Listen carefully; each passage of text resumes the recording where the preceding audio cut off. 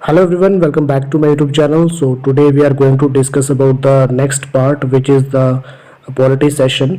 ठीक है, जो पॉलिटी सेक्शन है वो हम स्टार्ट करने जा रहे हैं। इससे पहले हमने दो जो है सेक्शन हमने कंप्लीट कर दिए 6th क्लास के, जिसमें कि हमने सबसे पहले हिस्ट्री कवर किया, उसके बाद हमने ज्योग्राफी कवर किया।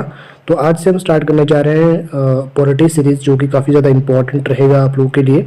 तो ये जो मटेरियल है ये आपके लिए बायलिंगुअल रहेगा। ठीक है, तो हम स्टार्ट करेंगे डाइवर्सिटी के बारे में। डाइवर्सिटी क्या चीज़ है इसके बारे में थोड़ा सा डिस्कस करेंगे, और किस तरह से हम डाइवर्सिटी को जो है वो पहचान सकते हैं, इंडिया में किस तरह की डाइवर्सिटी अवेलेबल है, वो सारी चीज़ हम डिस्कस करेंगे। अगर आप लोग नए जुड़े हैं तो चैनल को लाइक शेयर सब्सक्राइब कर सकते हैं। अगर आपको ये वीडियो पसंद आ रही है तो ये आप अपने फ्रेंड्स के साथ भी शेयर कर सकते हैं। तो चलिए स्टार्ट करते हैं, बिना कुछ वक्त गवाए हम यहाँ से करते हैं स्टार्ट। तो ये है diversity in India. India is a country of many diversities.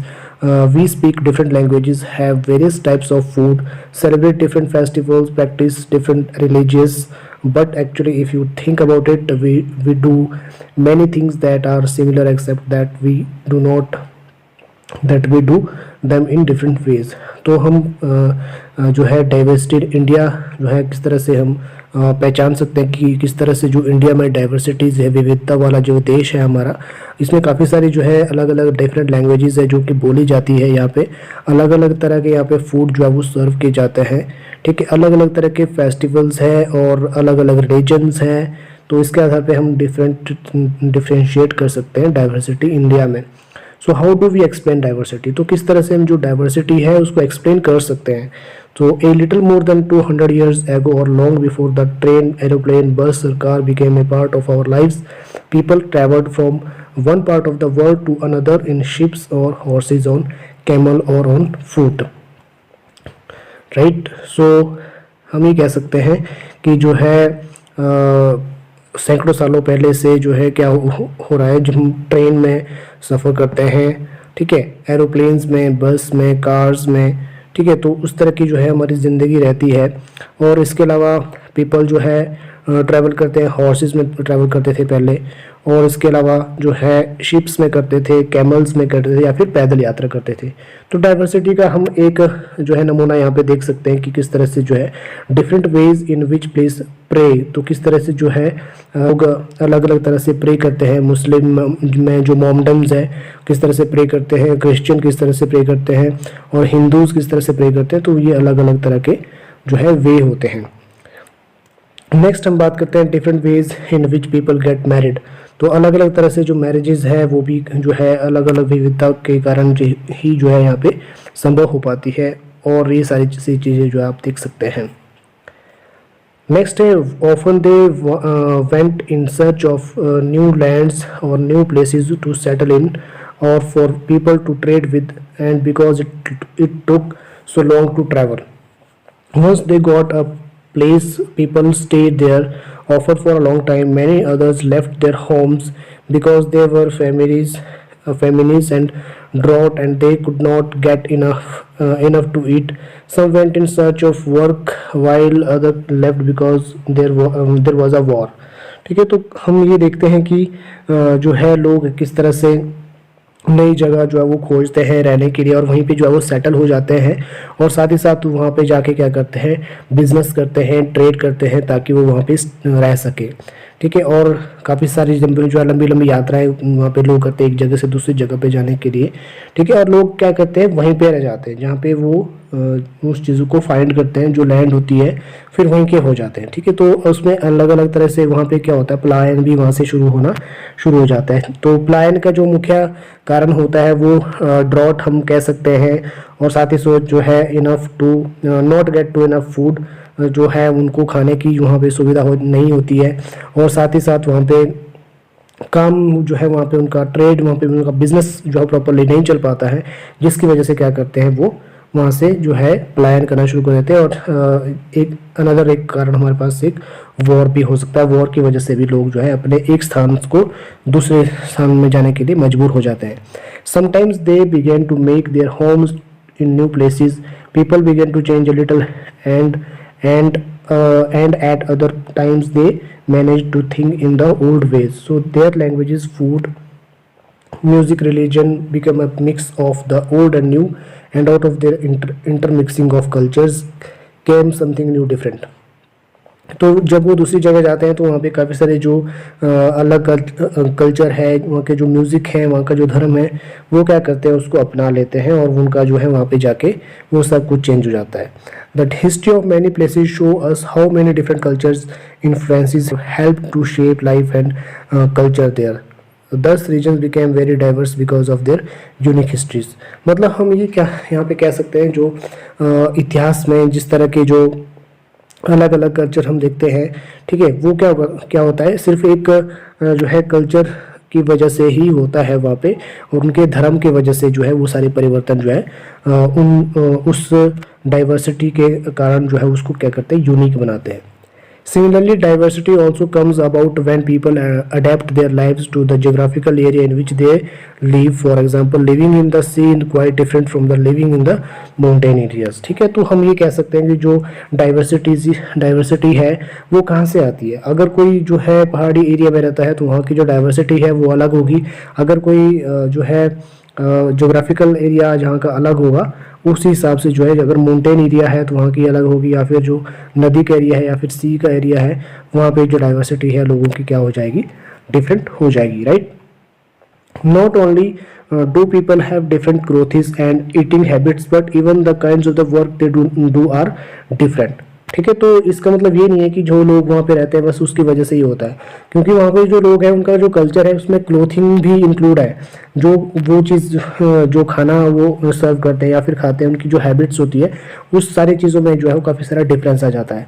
In cities it is often easy to forget how closely people lives are tied to their physical surroundings. This is because in the city people seldom grow their own vegetable and grain.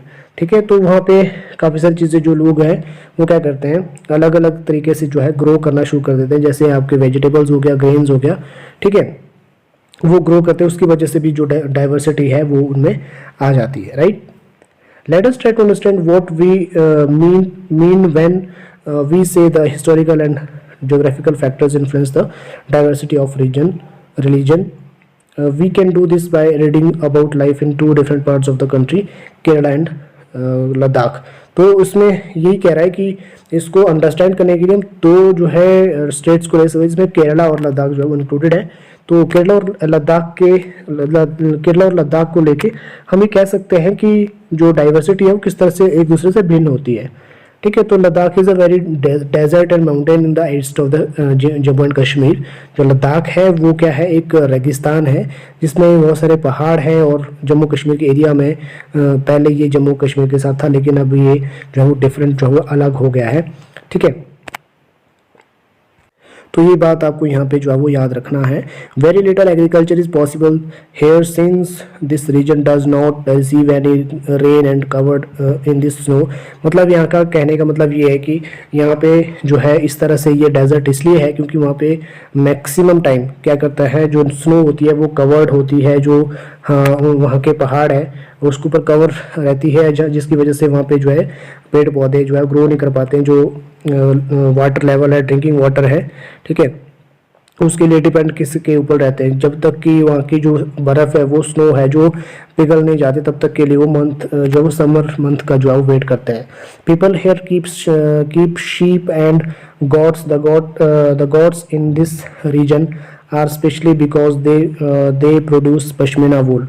तो वहाँ पे जो है maximum जो लोग हैं वो क्या है, पश्मीना वूल पे जो है वो क्या है डिपेंड रहते हैं, जो कि काफ़ी ज़्यादा जो है बेशकीमती पश्मीना वूल होता है. या फिर आपने पश्मीना शॉल के बारे में भी देखा होगा, पढ़ा होगा, तो ये काफ़ी ज़्यादा एक्सपेंसिव प्राइस में बिकता है. The people in the Ladakh carefully collect the wool for the God and of the gods and sell this to traders from Kashmir. ठीक है, वो क्या करते हैं, जो कश्मीर के जो ट्रेडर्स होते हैं उनको वो क्या करते हैं, बेच देते हैं. Pashmina shawl are chiefly woven in Kashmir. ठीक है, the people eat meat and milk products like cheese and butter. Each family own some goats, cows and dissolves. Being a desert did not mean that Ladakh did not attract this share of traders. It was considered a good trade route as had many passes through which caravans traveled to what is today called Tibet. These caravans carried textiles and spices, raw silk and carpets. तो हम ये कह सकते हैं जो लद्दाख है वो काफ़ी ज़्यादा फेमस है पश्मीना वूल के लिए। साथ ही साथ वहाँ के जो लोग हैं वो क्या करते हैं, वहाँ के जो लोग हैं वो जो है मीट जो है खाते हैं, और साथ साथ ये जो मिल्क के जो प्रोडक्ट्स है उनसे वो चीज़ बटर जो है वो तैयार करते हैं, जिससे जो कि कहाँ से प्राप्त होते हैं, जो उनके अपने जो मवेशी होते हैं जैसे काऊ हो गया या फिर याक हो गया, ठीक है, तो वहाँ से वो प्राप्त करते हैं। तो लद्दाख की यही कहानी थी जो कि काफ़ी ज़्यादा इंपॉर्टेंट है। यहाँ पे पश्मीना शॉल आपने याद रखना है। आशा करते हैं कि ये वीडियो आपको पसंद आ रही है। तो अगर आपने वीडियो को पसंद लाइक शेयर नहीं किया है तो लाइक शेयर कर सकते हैं। Buddhism reached Tibet via Ladakh. Ladakh is also called little Tibet. Again this is very important point है, सो ये आपने नोट करना है। जो बुद्धिस्ट है वो तिब्बत से जो है वो कहाँ पहुँचे थे, लद्दाख में पहुँचे। Ladakh is also called little Tibet, जो है छोटा तिब्बत लद्दाख को कहा जाता है। Islam was introduced in this region more than 400 years ago. यहाँ पे जो है इस्लाम धर्म को जो है 400 साल पहले जो है इंट्रोड्यूस किया गया था, और यहाँ पे जो है मुस्लिम कम्युनिटी के लोग भी रहते हैं, right. Ladakh has a very rich oral tradition of songs and poems. Local versions of the Tibetan national epic, the Kesar Saga, are performed and sung by the both Muslim and Buddhist. अब जो यहाँ के जो लद्दाख के जो लोग हैं वो उनके जो है ओरल ट्रेडिशन सॉन्ग है जो कि है केसर सागा, तो विच इज़ वेरी इंपॉर्टेंट, ये आपने याद रखना है। केसर सागा जो है लद्दाख के लोगों का जो है एक ट्रेडिशनल सॉन्ग है जो कि वहाँ के जो मोमडन्स है या फिर वहाँ के जो बुद्धिस्ट है उनके द्वारा जो है वो गाया जाता है। Kerala is a state in the south west corner of India. It is surrounded by the sea on one side and hills on the other. A number of spices like pepper, cloves and cardamoms are grown on the hills. तो जो केरला है वो south west corner में जो है India के जो है वो स्थित है। वहाँ पे जो हिली एरियाज़ है, कुछ आधा पार्ट उसका हिली एरियाज़ का है और आधा पार्ट उसका जो है वो सी का पार्ट है, और वहाँ पे जो है काफ़ी ज़्यादा मात्रा में जो क्लोव्स है या फिर जो स्पाइसेस जो पेपर्स है, ब्लैक पेपर है या फिर कार्डामम्स है, वो यहाँ पे ग्रो किया जाता है। तो उसके लिए स्पेशली जो है जो केरला है वो प्रसिद्ध है। तो यहाँ पे कह सकते हैं कि जो इब्न बतूता है who travelled here little less than 700 years ago wrote a travelogue in which that describes the lives of the Muslim and says that they were a highly respected community. तो यहाँ पे जो Ibn Battuta आया था 700 साल पहले, एक travelogue आया था इब्न बतूता, तो उसने जो है मुस्लिम कम्युनिटी के बारे में काफ़ी ज़्यादा यहाँ पे उसने डिस्क्राइब किया था। उसने कहा था कि जो यहाँ की जो मुस्लिम कम्युनिटी है वो काफ़ी ज़्यादा रिस्पेक्टेड कम्युनिटी है। The Portuguese discovered the sea route in India from Europe. तो जो पोर्तुगीज़ है उन्होंने जो है वो सी रूट डिस्कवर किया था यूरोप से इंडिया तक आने के लिए। उनमें से जो वास्को डी गामा है वो 1498 AD में जो है वहाँ पे पहुँचे थे, right. Because of all these various historical influences, people in Kerala practice different religions such as Judaism, Islam, Christianity, Hinduism, and Buddhism. The fishing nets used here look exactly like the Chinese fishing nets and are called चीनावाला। तो ये आप देख सकते हैं यहाँ पे जो fishing nets है वो भी यहाँ पे जो है वो केरला में यूज़ की जाती है, ठीक है। उसको जो है वो क्या कहा जाता है, चीनावाला कहा जाता है। इवन द utensil used for frying is called the cheena chatti and it is believed that the word cheen could have come from China. तो ये विश्वास किया जाता है कि इसमें जो चीना वर्ड है वो चाइना से लिया गया था। Fertile land and climate are suited to growing rice and majority of the people here eat rice, fish and vegetable। तो यहाँ के जो लोग हैं वो क्या करते हैं, मैक्सिमम जो है क्या करते हैं, वहाँ की जो लैंड है वो काफ़ी ज़्यादा फर्टाइल है, राइट। और वहाँ के जो लोग हैं वो क्या करते हैं, मोस्टली जो है राइस जो है ग्रो करते हैं, और वहाँ का जो फूड है वो है eating rice with fish and vegetables, right. While Kerala and Ladakh are quite different in terms of the geographical features of history of the both regions has seen similar cultural influences. Both regions were influenced by the Chinese and Arab traders. अब जो ये religions हैं जो केरला और लद्दाख के, ये जो है अरब के जो ट्रेडर्स थे या फिर चाइनीज़ ट्रेडर्स थे, उनके द्वारा ये क्या किया गया था, इन्फ्लुएंस किया गया था, उनके द्वारा ये काफ़ी ज़्यादा डिस्क्राइब किया गया था. It was the geography of the Kerala which allowed for the cultivation of spices and special geographical locations of Ladakh and its wool that drew traders to these regions. Thus, history and geography are often tied in the cultural life of the region. तो हमने इससे पहले पढ़ा pashmina shawl के बारे में, तो काफ़ी ज़्यादा फेमस है, वो आपने याद रखना है इसमें, ठीक है. और केरला में जो ब्लैक पेपर है या फिर जो स्पाइसेस वगैरह है, वो वहाँ पे जो है वो ग्रो किया जाता था. तो हम ये कह सकते हैं जो स्पाइसेस थे पहले जो है वो इंडिया से ही प्रोड्यूस किया गया है. The influence of diverse culture is not merely a thing of the past. Our present lives are about moving from place to place for work, and with each move, our culture, traditions, and way of life slowly become part of the new place we are in.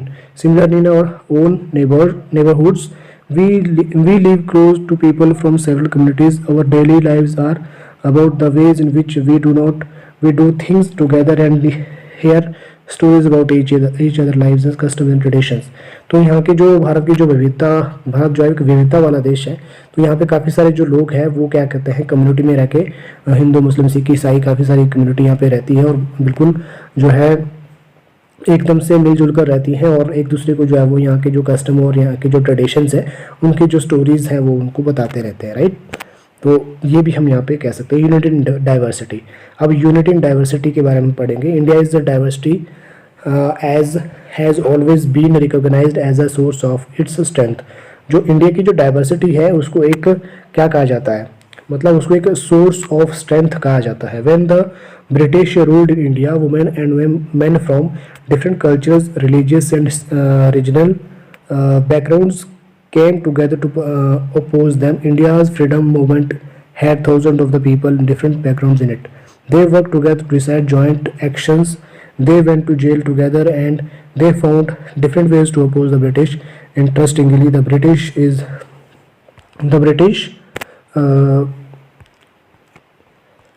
thought they could divide Indians because they were so different. देखिए हम ये कह सकते हैं जो भारत में जो विविधता है उसका जो है उसका एक फ़ायदा ये हुआ है, हमारी जो स्ट्रेंथ है, ठीक है, उसका एक फ़ायदा ये हुआ कि जो इंडियंस थे उस समय, जो ब्रिटिश इंडिया था उसमें जो है जो ब्रिटिशर्स थे उनको भगाने के लिए, उसको यहाँ से निकालने के लिए हम जो है ये सब लोग इकट्ठे हुए, हमने जो है वो अपने प्राणों की आहुति हमने उस टाइम दी थी, ठीक है. But the people show how they could be different and they yet be united in their battle against the British, ठीक है. तो ये लड़ाई जो हमने ब्रिटिश के अगेंस्ट लड़ी थी वो सब हम स्ट्रेंथ, हमारी जो यूनिटी है, यूनिटी इन डाइवर्सिटी, उसके कारण ही हमें जो है वो आज़ादी मिल पाई थी. दिस सॉन्ग वाज संग आफ्टर द जलियांवाला बाग. और यहाँ पे एक सॉन्ग लिखा गया है, तो ये आफ्टर जलियांवाला बाग जो हुआ था, जब मसार्स हुआ था उसके बाद जो है वो गाया गया था अमृतसर में. In this Amritsar in which British general opened fire on a large group of unarmed peaceful people, killing many, wounding even more. तो ये जो सॉन्ग है ये उन शहीदों के लिए गाया गया था जिसमें कि बहुत बड़ी संख्या में जो लोग हैं, वो पीपल है, वो उनको किल किया गया था, मारा गया था, जिसमें कि जो वुमेन्स थे, हिंदू, सिख एंड मुस्लिम, ये सारे जो है इसमें अवेलेबल थे और इन्होंने अपनी शहादत दी थी, राइट. नेक्स्ट हमारे पास in this book the discovery of India Jawaharlal Nehru. अब जो ये discovery of India Jawaharlal Nehru है, ये जवाहरलाल नेहरू के द्वारा जो है ये बुक लिखी गई. Says that Indian unity is not something imposed from the outside, but rather it was something deeper and within its fold. The widest tolerance of the belief and custom was practiced, and every variety acknowledged and even encouraged. It was Nehru who coined the phrase unity in diversity to describe the country. तो ये जवाहरलाल नेहरू ही थे जिन्होंने जो है unity in diversity का जो है वो नारा दिया था. तो ठीक है, तो इसमें नेक्स्ट पॉइंट हमारे पास यहाँ पे देख सकते हैं, जो song and symbols and emerge during the freedom struggle serve as constant reminder of the our country rich tradition. तो इसमें यही कहा गया है कि जो ये सॉन्ग है वो उस समय जो है वो गाया गया था जब जलियांवाला बाग हत्याकांड हुआ था. नेक्स्ट हमारे पास यहाँ पे इम्पोर्टेंट जो है आ जाता है, India's traditional national anthem sorry, India's national anthem composed by Rabindranath Tagore is another expression of unity of India. तो जो रविंद्रनाथ टैगोर ने जो इंडियन जो है नेशनल एंथम जो है वो क्या किया गया था, कंपोज किया गया था किसके द्वारा, रविंद्रनाथ टैगोर द्वारा। तो ये भी आप जो है वो याद रख सकते हैं। Of the unity of India, it is because of कि यहाँ पे यूनिटी रहे, एकता रहे, विविधता में एकता वाला देश इसको कहा गया था। In what veg does the national anthem discuss in this unities. तो ये जो है यही था आपका हमारा जो है आज का चैप्टर। आई होप ये वीडियो आपको पसंद आई होगी। मिलते हैं नेक्स्ट वीडियो में, तब तक के लिए अपना बहुत सारा ख्याल रखिए। धन्यवाद।